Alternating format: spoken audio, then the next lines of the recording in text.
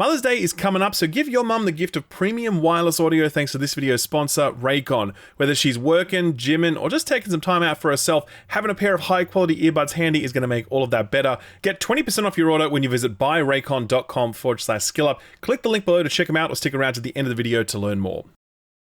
Alright, for this video, we have one goal and one goal only. Figure out why Dragon's Dogma 2 is good. Because it's a genuine mystery how this game manages to be good despite itself. I'm not being facetious, by the way. This game has so many problems, so much broken shit, so many half-baked systems, and so much unrealized potential that if you put all this stuff on a list and you presented it to someone who hasn't played this, they'd be like, well, clearly, that video game sucks. And they'd be 100% right, but also 100% wrong. Dragon's Dogma 2 is basically Schrodinger's video game, both terrible and incredible at the same time. So while I think both perspectives are true and accurate, I really firmly believe in my bones that this is a good video game, and I'm not exaggerating when I say that my entire playthrough was trying to figure out why this was good, when so much of what I was experiencing was threadbare, or barely functioning, or reaching for something greater while fumbling it every single time. Honestly, Dragon's Dogma 2 is one of the most fascinating games I've played in a long time, because as fun as it is to play this game, it's almost more fun to think and talk about this game, because you can't experience this game and have lukewarm opinions about it. It's going to elicit something very strong in you, either an irrational, inexplicable love, or a very rational and explicable dislike. And what makes all of this even more fascinating is something that I personally can't connect with, at least not directly. See, the general consensus from people who played Dragon's Dogma 1 is that Dragon's Dogma 2 is basically a remake of Dragon's Dogma 1, something tacitly acknowledged by the developers because the game doesn't show the 2 in the title card unless you reach the endgame.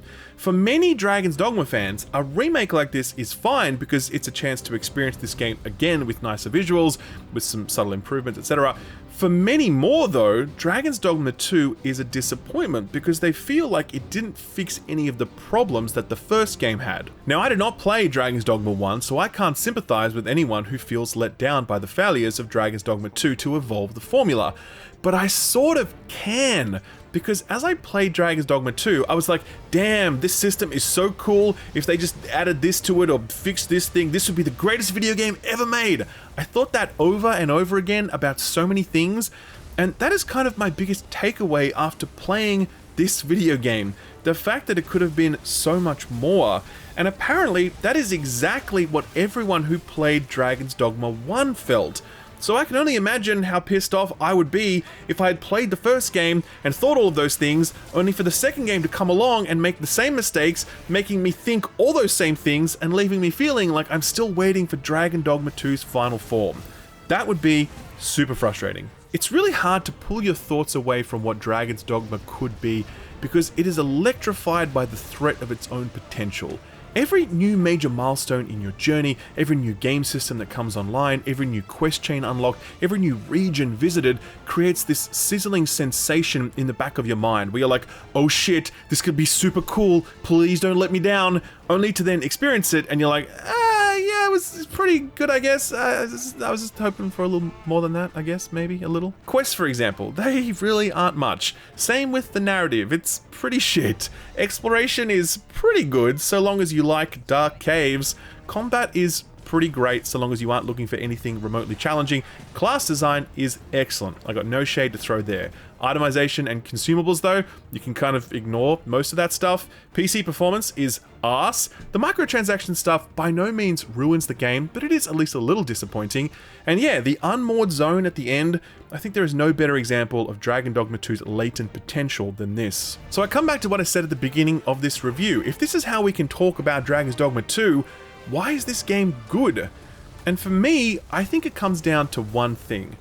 In the same way that survival games tap into our caveman brains and give us the evolutionary-based dopamine hit that comes from chopping down trees and using them to build a house, so too does Dragon's Dogma tap into the evolutionary-based need for us to wander around with our homies and see what we find. It is the premise inherent in any open-world video game, but one that has become obscured by all of the things that streamline the process of journeying. things like map markers and GPS arrows and radio towers and fast travel, etc. I like many of the games that have those things, don't get me wrong, but I greatly prefer experiences like Morrowind and Skyrim and Elden Ring and Dragon's Dogma, games that understand that the journey is infinitely more important than the destination. I think that phrase is so central when it comes to Dragon's Dogma 2. Often the destinations we arrive at in Dragon's Dogma 2 are very disappointing. That includes physical locations like reaching the end of yet another dark cave to find a chest containing a potato, but it's more than that. I'm also talking about the end of quest chains, or the point at which we fully understand a game system, or the third time we fight a griffin, or when we finally arrive at that unmoored zone. The endpoints are often disappointing, but the journey toward each of them is utterly captivating, energized at all times by a potential unrealized. What a strange and curious accomplishment for a game to engender such awe and affection after letting the player down so many times. Pity worthiness. Hast thou forgotten thy destiny, thy charge?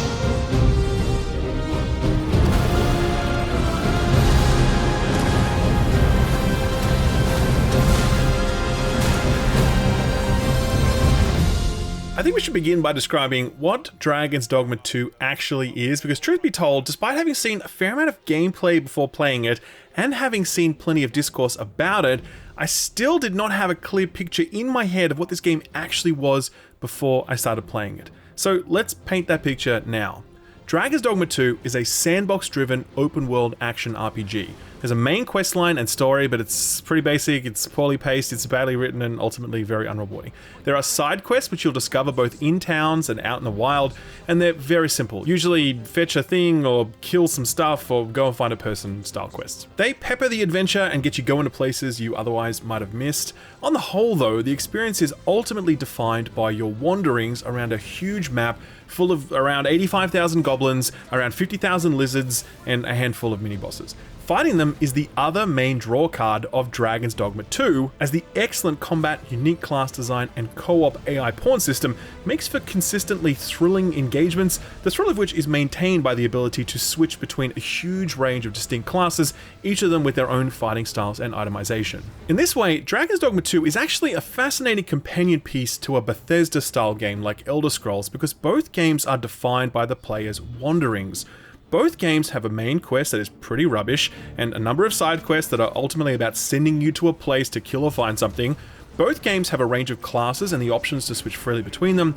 The difference is that Bethesda's world systems like stealth, economy, factional forces, and consequence-based decision-making are really good, while the combat is total garbage. On the flip side, anytime Dragon's Dogma tries to stand up any world system like stealth or sequential quest chains or factional forces you might care about or whatever, it falls flat on its ass. But the combat is almost always great and is at times incredible. Someday, someone is going to make a game that combines Bethesda's best parts with Dragon's Dogma's best parts, and that will be the greatest video game ever made. Until then, we have to settle for what we've got and take the good with the bad. Dragon's Dogma 2 begins with an absolutely legendary character creator. I have no imagination or patience, so I just made this creepy looking Gargamel style dude. But there are plenty of people who have lots of time and willingness to go all in on this sort of stuff, creating things that are equal parts chilling and awe-inspiring. Show 'em, Austin.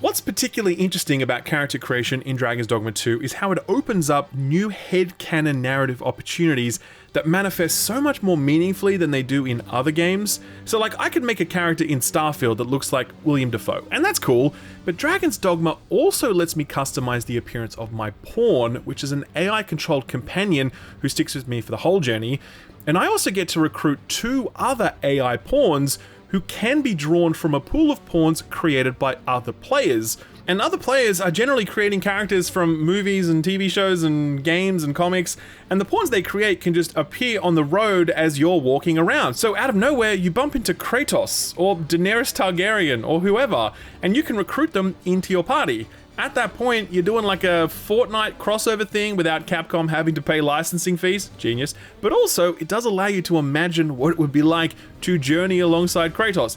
Like I said, it's headcanon stuff, but it's definitely a thing. It really does subtly but meaningfully make this whole world that little bit more interesting. Because Lord knows, the main storyline does not. The setup is kind of cool. You're the Arisen, chosen by a fell dragon to serve as a sort of benevolent counterweight to the dragon's destructive power. As the Arisen, you alone can summon and command pawns, and you alone are meant to rule the kingdom as sovereign. But when you arrive at the capital, you learn that a false Arisen has usurped your throne, and you need to find a way to convince people that you are the real chosen one so you can begin your reign. How do you convince people of that though? Well, by doing a bunch of bullshit. The first major arc of the game sees you doing various tasks that are intended to ingratiate you to the public. It's stuff like go deliver a message to a fishing village, or kill some monsters at these 3 very disparate sections of the map, or worst of all, sneak around town engaging in some confusing palace intrigue stuff that never really comes together, both in terms of gameplay mechanics and narrative payoff. You see, Dragon's Dogma has a real problem with characters, in that there's basically none. I mean, there are, but they're typically just vessels for quest objectives rather than being actual characters with real personalities.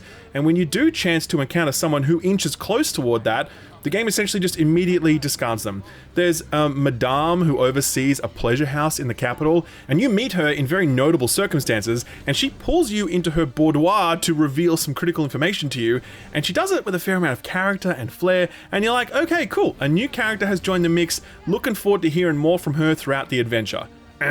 After this scene, you never see her ever again. There's more story beats that unfold, like you get sent to a new capital to figure out how this fake Arisen is able to control pawns, and you have to craft this magic weapon and yada yada, but in the absence of proper fleshed out characters, these story beats are just events that happen. The main character is silent, and your pawns have very few dialogue barks. Like, really crazy shit goes down during this story, and there really ought to be some main characters around the Arisen who can be like, damn, that shit was crazy, I'm glad you're okay. The closest we get is this dude, and he has less personality than those self-service checkout machines at the supermarket. I beg your forgiveness for my insolence, your majesty. If the Queen Regent had learned of your existence, I fear your life would have been in peril. I had no choice but to treat you as a pretender, lest my actions draw suspicion from watchful eyes. And this brings us back to that headcanon thing I spoke about earlier. If you were to look at the people you meet during your journey, or the factional forces you might encounter, or reflect on the specific tasks they're asking you to do, you might come to the conclusion that Dragon's Dogma 2 is quite lifeless and sterile, like devoid of personality. But it's quite the opposite because of how immersive it feels to move through this world and how you're able to create your own stories within it. Your initial steps into the Highlands, your journey south through the Badlands, and your crossing into the Volcanic Isles are each these Homeric odysseys full of new sights and ambushes and unexpected allies. None of them are scripted in a traditional sense, but all of them are carefully placed to deliver a sense of journeying that very few games can match.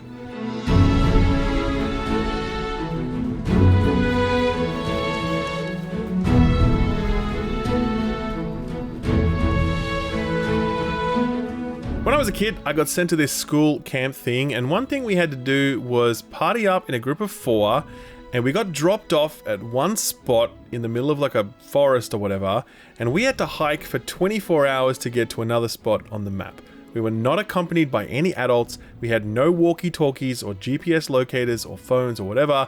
We were all alone, and we were 15 years old. It was a test of our ability to survive in the bush and to navigate, only we weren't very good navigators, so we got lost as fuck, and this was in the middle of the Australian summer, and it was hot, and so we went through all of our water during the day, and we reached a point where the sun had set, we were high up on this spur, and we needed to find some water before we made camp for the night. So in the pitch black darkness, we headed downhill, hoping that it would lead to some water, because we knew we were sort of near where a stream ran nearby. And so we made our way down this dry creek bed, couldn't see shit, falling every 2 seconds because torchlight does not help much when you're in that scenario, until eventually, after hours of walking, we heard the very, very distant sound of running water. It took us another hour to reach it, even though it was really close because it's just such slow going in the darkness. And I tell you what, when we got there and filled our canteens, no other water before then had ever tasted as good, and no water since then has tasted as sweet. I reflected on that memory a lot as I played Dragon's Dogma 2. This is a game that at least in a few ways, is very similar to that lived experience of mine. It's you and 3 homies. It's a destination far away that you're trying to reach. It's the absence of tools that might streamline the journey. It's a setting sun, the pitch black night, your resources low, desperately searching for a campsite because all of your party members are so spent that they must rest. That push toward a destination is the defining element of Dragon's Dogma 2. If you look around at reviews and clips on socials, you're going to see a lot of combat, and rightly so. The combat is good, and it's flashy, and it's definitely a major draw card in this experience. But I'd wager that the best moments you'll have in Dragon's Dogma 2 aren't the boss battles, impressive as they are. It's not the conflict against your foes that's the most memorable. It's the conflict against time and distance and attrition. These are the most memorable battles that Dragon's Dogma 2 delivers. And that reality has become a topic of much consternation in the discourse, with people referring to the term friction a lot. I don't think I've ever seen that term so widely used when talking about video games, but it certainly became the main talking point when discussing Dragon's Dogma 2. There was this prevailing sense that Dragon's Dogma 2 is so arduous, so demanding, like Dragon's Dogma will fuck your shit up and it doesn't care about your feelings and it's gonna make you backtrack 400 times through the same boring bullshit, and the only way to avoid all of it is to whip out your credit card. I'll be real with you, I was really surprised with how off-base a lot of that criticism and commentary was about Dragon's Dogma 2. I don't think this is a game defined by its friction, any more than a Bethesda game is defined by its friction.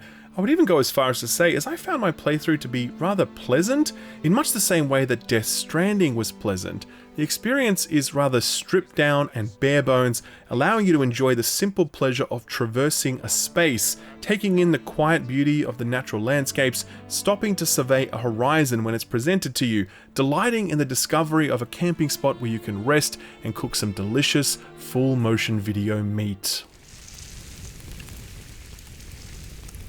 As I mentioned earlier, the secret to enjoying Dragon's Dogma 2 is choosing to be present for the journey rather than fixating too much on the destination. That willingness to just go with the flow gives you the freedom to explore some corner of the map you might not have otherwise visited, discovering some new mini-boss encounter or some new piece of loot when you do. It's also a necessary mindset, because often you'll find your plans waylaid by various forms of misadventure. I had one instance where I journeyed really far to get to a place, and I was getting close when I noticed that the only way into it was one very rickety wooden bridge, and these things break really easily in combat.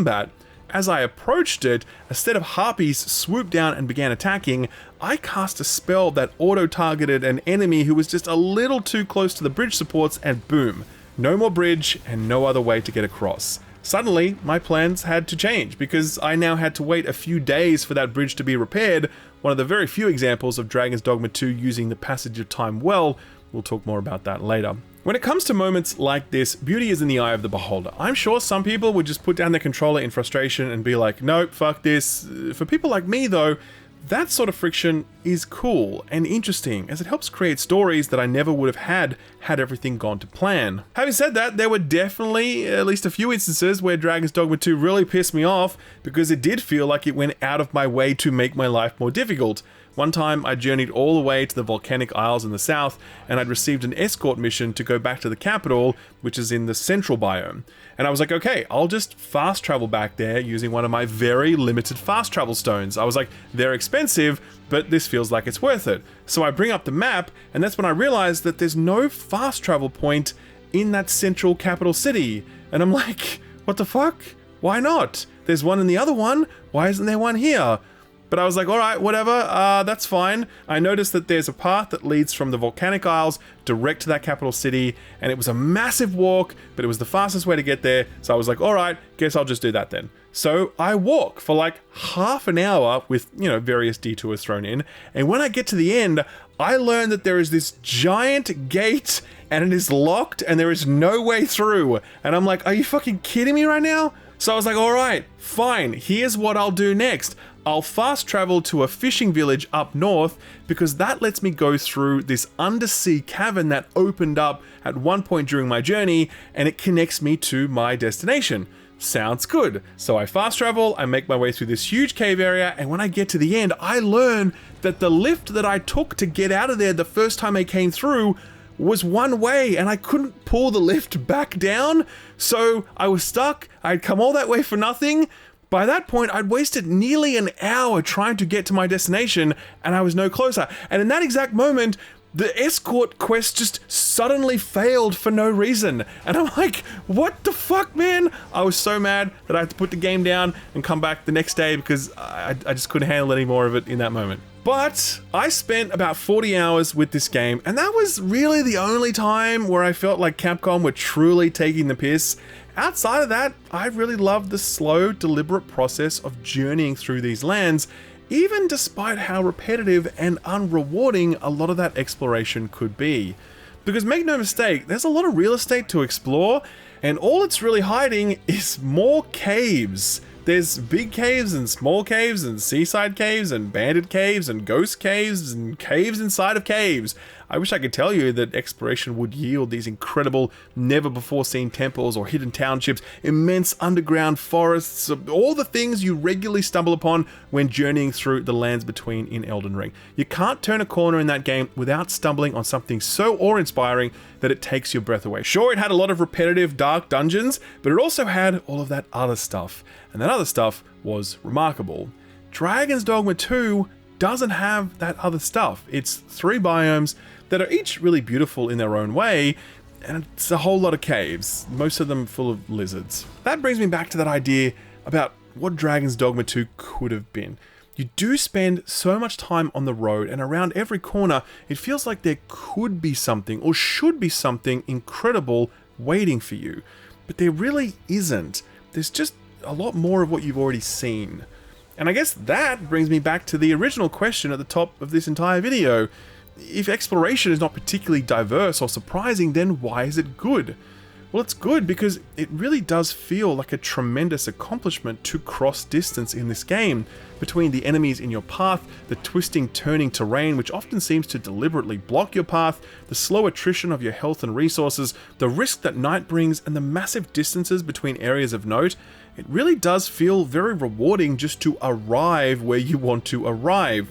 I can't put it any more plainly than that, and it sounds simple, but it's not. Otherwise, every open world video game would be able to get this right, when in reality, a tiny percentage of them do. We often move through spaces in open world video games, but rarely do we journey through them. Most games are designed around their destinations, but games like Skyrim and Dragon's Dogma are much more interested in what lies between your destinations. And even though that isn't much here in Dragon's Dogma, it's enough, especially when combined with some great combat that really delivers, but doesn't deliver quite as much as I had hoped.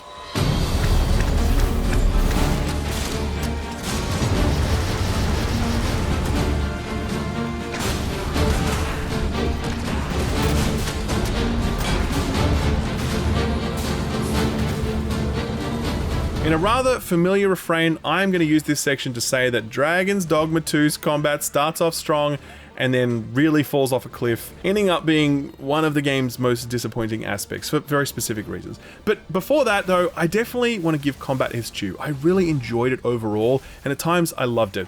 There's such distinctiveness that comes through with each class and each combat style. I was particularly bowled over by how good it felt to play as a sorcerer or mage, because I know the melee combat gets a lot of attention, but for me, I don't think any game I've ever played has so perfectly nailed what it would feel like to be an actual wizard who slowly and deliberately conjures spells and commands the elements.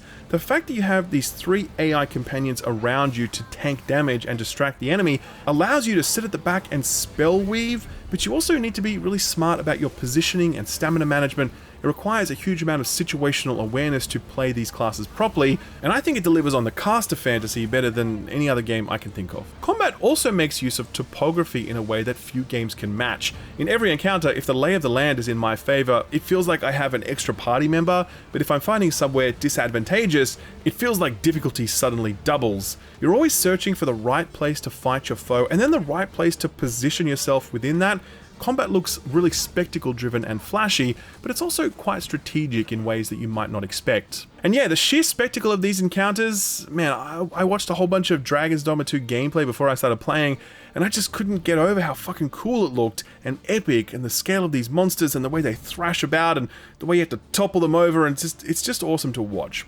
I do think, though, that it's not quite as satisfying to play, especially as you get deeper into the game. I'm certainly not the first person to say this, but enemy variety is really, really lacking. There's only a handful of basic enemy types, and you will see them appear everywhere. They are not linked to specific biomes, so you'll find lizard dudes in the highlands, and in the desert-looking place, and in the volcanic isles, and in every single cave you enter. This not only reduces the distinctiveness of each biome, it also just gets kinda boring to keep fighting the same dudes over and over again without ever feeling like you're getting a break from them. The mini-bosses like the Ogre and the Griffin and the Minotaur and the Golem, etc., they all suffer a serious case of diminishing returns. When I began my journey, the first time I encountered each of these fearsome mini-bosses was incredible. They were huge and ferocious, and every encounter with them seemed so epic, but pretty soon you realize that most of these enemies are pretty harmless so long as you're at the right level to fight them. They don't have very interesting or sophisticated move sets that make them lethal. It's generally really basic and repetitive attacks that are easily avoided. Their lethality comes from their raw stats versus your raw stats. And if they're much higher level than you, then they're tough, and if they aren't, then they aren't. This makes the first 10 to 20 hours of Dragon's Dogma the best part of the game, because at that point you are still pretty weak. Everything is new and everything is dangerous, but as you progress you realize that there aren't many more of these mini-bosses for you to discover, and they don't gain new abilities or movesets later on, and they don't gain more stats either, meaning that the fearsome griffins you remember from the early game are little more than plumb poultry ready to be fried by your flamethrower. There's definitely something to be said for the feeling of power and how that needs to be delivered by an RPG. Diablo 4's campaign, for example, was really unsatisfying because it's world scaled with you. You never felt like you were getting stronger because whenever you did, your foes would also get proportionally stronger. That's not a rewarding feeling in an RPG. But if you're going to give the player power, it can't just be so they can steamroll stuff they've already fought. It has to be so they can face new challenges not yet met.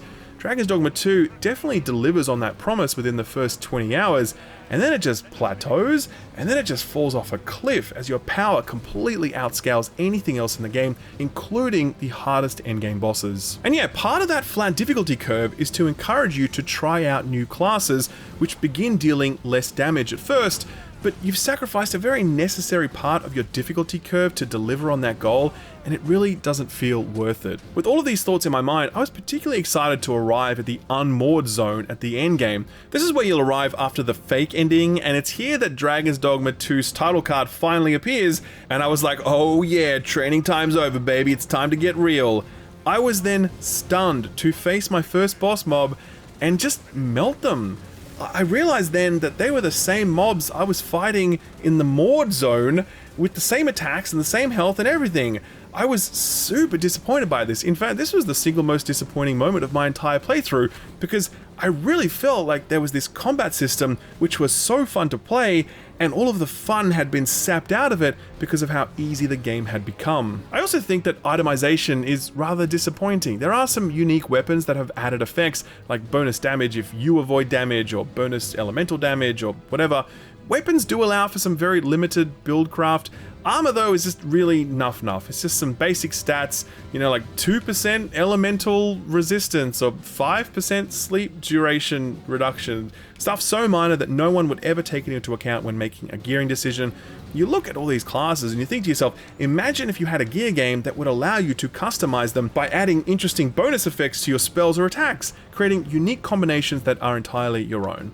But that still brings us back to that earlier problem. If the game is too easy with no build craft, imagine how trivial it would be if you could amplify your damage and survivability further. So I come back to what I said at the start of this block. I liked combat in Dragon's Dogma 2. I loved the class design, I loved how distinct they each felt to play, I loved how faithfully it delivered on the spellcaster fantasy, I loved how important positioning was, I loved the first 1 or 2 times I fought each mini-boss, and I loved the first 10 to 20 hours where it felt like the difficulty curve would continue to curve. The excitement of facing new, more deadly challenges in the late game really motivated me, and then it left me utterly crestfallen when I learned that those more challenging experiences just weren't there, as the combat model simply collapsed under the weight of all the raw stats I was now bringing to the table. It's so easy to imagine how all of this stuff could have been or should have been different, but they aren't, and that's kind of Dragon's Dogma 2's whole deal, especially when it comes to most of its non-combat gameplay systems. We're all of differing vocations, aren't we? That is most fortuitous.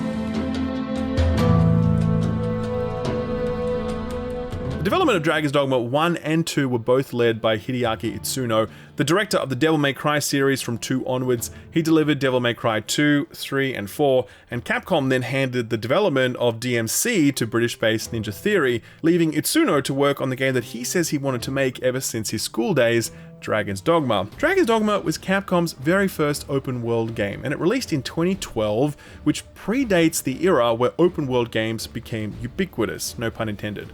At around this time, the open world template was still being constructed, using inputs like Far Cry 2, Grand Theft Auto, and of course, Elder Scrolls Oblivion, the latter of which was one of the primary points of inspiration for Dragon's Dogma. And that's really interesting because you've got a team of people who are extremely experienced in making extraordinary action combat in Devil May Cry, but no experience in open world design, let alone systemic open world design like you see in an Elder Scrolls game. But they're trying to make something like an Elder Scrolls game. It's little surprise then that Dragon's Dogma ends up the way that it does. A game with really sick combat that outpaces pretty much any other open world game, combined with a set of open world design elements and systems that are really thrown together and half-baked or just don't work. I mean, I don't know exactly how they were in Dragon's Dogma 1, but they're pretty busted here in Dragon's Dogma 2, and if they're not busted, then they just feel really poorly thought out or superfluous. Like, take crafting for example. You can craft all sorts of foods and healing salves and elixirs and yada yada, but do you need to? Nope. If you want heals, just bring a mage with you and they'll keep you topped up. You can restore full health when you camp or sleep at an inn or in your house. Stamina is generally not really much of a problem in that the base amount is fairly generous. Elixirs that boost your combat efficiency are pretty pointless even at the early game, but even more so at the late game for reasons I discussed earlier. You can essentially completely ignore all of the gathering and crafting stuff in this game, and you would be no worse for it. It really just is systems bloat. Quests also fall into this category of being very clunkily implemented and sometimes broken. There was one quest chain that involved trying to free this kid from prison, and I got to a point where I'm bribing the jailer, and he's like, okay man, just come back tomorrow, because I gotta file some paperwork first. I'm like, alright, so I run all the way back to my town, and I sleep in my house, because, you know, time is a thing in this game, and so I wake up, and then I run back to the prison, and then the jailer's like, oh, I need some more money, it's complicated, and he's just shaking me down at this point. I'm like, yeah, fine, whatever, here's your money. And then he's like, okay, come back tomorrow and I'll definitely let him out then. And I'm like, all right, fine, whatever. So I run back to my house again, sleep again, run back to him again, and when I approach the jailer, he just says he needs more time. So I go back to my house like 3 more times trying to get this to work, but nothing happens each time. And I ended up looking up the quest online, and sure enough, it's bugged. That entire quest chain was no longer available to me. Nothing I could do to fix it. That brings us to Dragon's Dogma 2's time system, which is fine on its own, and in fact it's a huge boon to the game's sandbox because it does result in the day-night cycle, which is very important, because traveling at night is way more dangerous than traveling during the day. Great system, well done Capcom. The problem is when Capcom tried to combine that system with anything else. There are a number of quests where some quest givers are like, come back to me tomorrow, and so all you do is run back to your house or a bench and then sleep, and then run back. It's super goofy and unnecessary and a total waste of time, but it's something that the game employs constantly for reasons unknown. The worst example of half-baked gameplay systems, though, is stealth. So there are certain locations in the game where everything is telling you very plainly that you should not be there. There's some, palace grounds, there's a pleasure house, there's a forbidden magic research center, which literally has the word forbidden in it, but that doesn't stop you from just walking around in that place like you own it. Like, there's this one guard who's guarding the entrance to the Forbidden Magic Research Center, and she literally says, "Do not dare think you could slink your way in." And yet I could just walk past her and she does nothing. Nothing at all. No one in this whole complex seems to have any problem with me being there, even though they are clearly up to some very secret, very nefarious shit. It's hard to take Dragon's Dogma 2 seriously in a moment like that. Like, that's ridiculous, right? Is this bugged? Is this the intention of the developers? Did they want to fix this, but they ran out of time? Do they plan to fix it in the future? I don't know. But it speaks to a larger issue about how unresponsive the townships are to the presence of the player. Not only does security not work, but you can walk into anyone's shop or house and rob them blind while they stand right there in front of you. And they won't say shit. You literally just walk around to the back of any shop you find and pilfer their coin sack, and the NPC has no problem with that. That is very, very immersion shattering in a game that is otherwise very immersive. The open roads of Dragon's Dogma 2 feel full and alive, and they're this canvas where you write your own story, but the cities and towns feel like a Chuck E. Cheese full of automatons who say their lines and fulfill their roles, but have no ability to actually see or react to anything. Again, seeing the discourse around Dragon's Dogma 2, I was very surprised to not see this stuff talked about more, because it genuinely feels like big chunks of this game are not finished. There are a number of pretty core systems across combat, itemization, world design, and NPC behavior that feel like they're in alpha state. Like, the assets have been dropped onto the map or the menus, but the stuff that actually makes it all work hasn't been added to the game yet. It's very, very odd, and it's one of the many reasons that I walk away from Dragon's Dogma 2 rather obsessed with the thought of what it could have been, rather than celebrating what it actually is.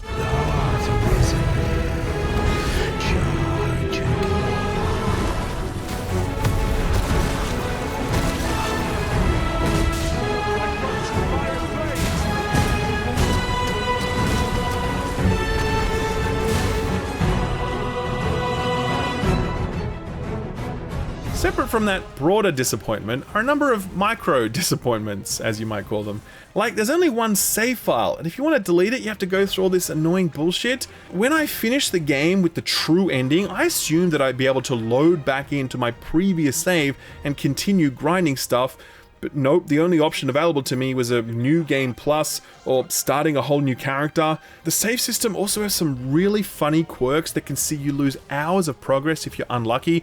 That did not happen to me, thankfully, but I know more than a few people that happened to. Performance is also not great. See, I played it on an RTX 4090, and even then I was getting regular frame dips and crashes.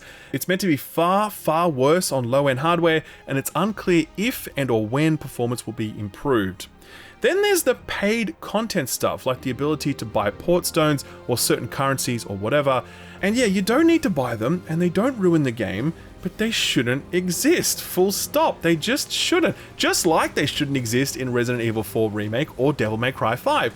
The difference here is that fast travel is so crucial a game system that to then monetize any part of it is to immediately invite all sorts of cynical speculation, and justifiably so.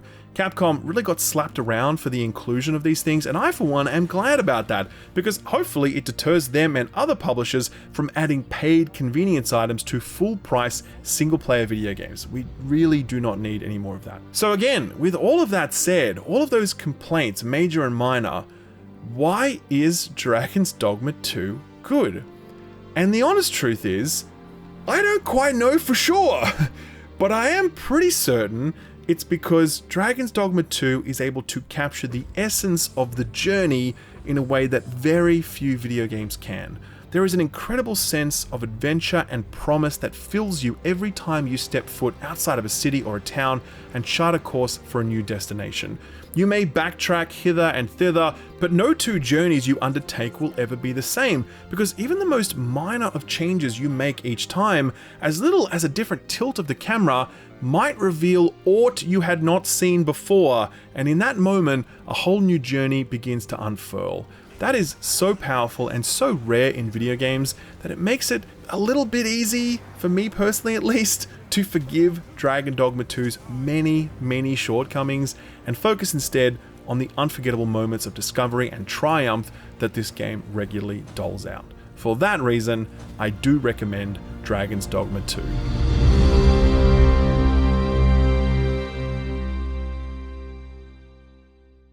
Mother's Day is coming up real soon, and it's always tricky to figure out what to get mum. Some flowers? They're gone in like a couple of days. Some chocolates? Come on, my man, your mum's trying to keep her sugar intake down and you are not helping. Here's an idea then. How about premium wireless earbuds thanks to this video's sponsor, Raycon? Think I'm joking, but I'm not. Does your mum listen to podcasts? Then she needs a good set of earbuds. Does she go to the gym or get her daily constitutional in? Then she needs a good set of earbuds too.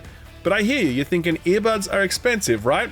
Well, not Raycon's. Raycon earbuds have always been some of the best value earbuds on the market, delivering sound quality, features, and battery life that competes with premium earbuds, but Raycon delivers all of that at a fraction of the cost. It's such a reasonable price point that I've bought many pairs over the years, gifting them to friends and family, because we all need another set of earbuds, right? The pair we keep in our backpack, our gym bag, or the ones we leave in our lockers at school or work. Nothing I hate more than being without earbuds, so having a few pairs of Raycons laying around has saved me on plenty of occasions. As for using them, I've always loved them. Their custom gel tips create a snug, comfortable, noise-isolating fit, and Raycons actually stay in my ear. That's one of the biggest reasons I use them. I've tried other earbuds and the shape of my ear means they just fall out all the time, but Raycons stay in no matter what I'm doing. They have earbud tap functions allowing me to pause or skip songs without having to touch my phone. Plus, they sound great and the carry case is nice and small, so it fits really easily in my pocket. So if you want to spoil mum this Mother's Day or just grab a pair for yourself, you can get 20% off anything on the Raycon site plus free shipping by visiting buyraycon.com/skillup.